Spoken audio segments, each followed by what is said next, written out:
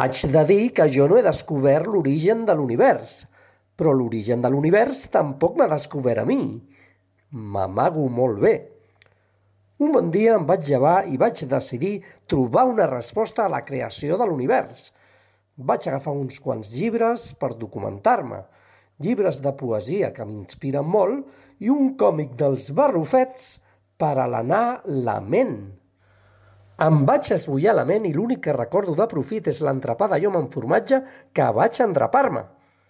Quan descobreixi l'origen de l'univers, el que tinc clar és que a la sogra no li diré. Vaja, no li diré pràcticament a ningú. Potser ho escriuré en un paper i el faré posar al costat de la meva tomba.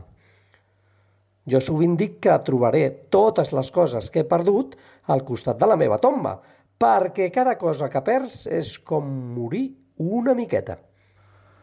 L'origen de l'univers és un repte difícil, però a mi m'agraden els reptes, com fer-me unes herbetes amb una bossa que ha perdut l'etiqueta, o com entrar a Barcelona en cotxe en una hora punta.